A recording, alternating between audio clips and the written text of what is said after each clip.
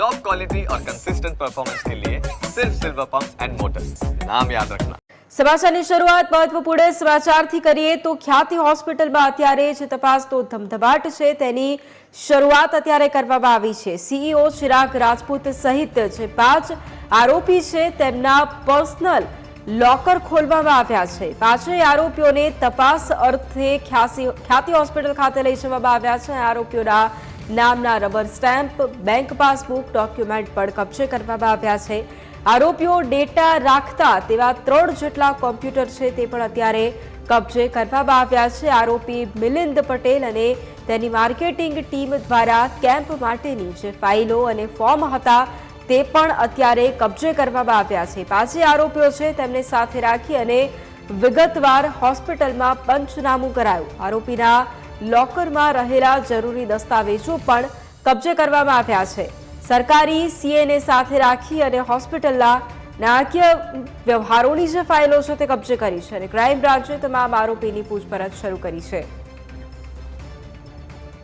સંવાદદાતા Mihir phone line પર છે। મિહિર, ખ્યાતિ હોસ્પિટલ કાંડમાં અત્યારે તપાસનો જે ધમધમાટ શરૂ થયો છે, શું તપાસ અત્યારે કરવામાં આવી રહી છે? કયા કયા મહત્વના દસ્તાવેજો છે તે મળી આવ્યા છે?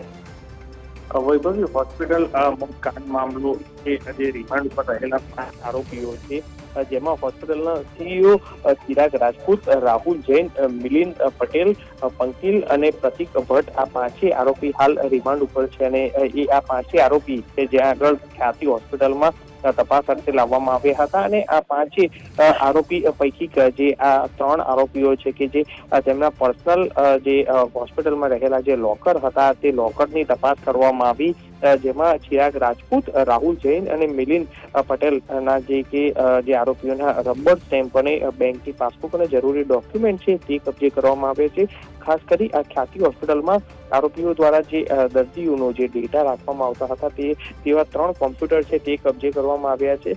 સાથે જ આરોપી મિલિંદ પટેલ અને તેની માર્કેટિંગ ટીમ દ્વારા જે કેમ્પનું આયોજન કરવામાં આવે અને કેમ્પની જે ફાઇલો અને ફોર્મ છે તે કબજે કરવામાં આવ્યા છે અને આ 5 આરોપીઓને હોસ્પિટલમાં વિગતવાર પંચનામું કરી અને જે લોકરમાં રહેલા અને અન્ય જે જરૂરી દસ્તાવેજો છે દસ્તાવેજો કબજે કર્યા છે। ત્યારે ખાસ જે હોસ્પિટલમાં જે કરોડો રૂપિયાના જે વ્યવહાર છે કે તે મળી આવ્યા છે તે સરકારી સીએને સાથે રાખી અને હોસ્પિટલના જે નાણાકીય વ્યવહારોની જે ફાઇલ હોય, રિટર્નની ફાઇલ હોય તે તમામ ફાઇલો કબજે કરવામાં આવી છે અને અત્યારે હાલ ક્રાઇમ બ્રાન્ચે તપાસ તેજ કરી અને આરોપીઓની વધુ પૂછપરછ છે તે શરૂ કરી છે। સાથે જ આ કેસમાં અન્ય કોણ સંડોવાયેલું છે તેને લઈને પણ હાલ તપાસ કરાઈ રહી છે। સાથે જ જે તમામ ડોક્યુમેન્ટો જે અગાઉ કબજે કરવામાં આવ્યા હતા, સાથે જ લગભગ 13 જેટલા બેંક એકાઉન્ટ છે તેને ફ્રીઝ કરવામાં આવ્યા હતા અને તે તમામ બેંક એકાઉન્ટ અને સાથે જ જે સરકારી સીએની નિમણૂક કરાઈ છે તે સીએ દ્વારા પણ સ્ક્રુટિની કરી અને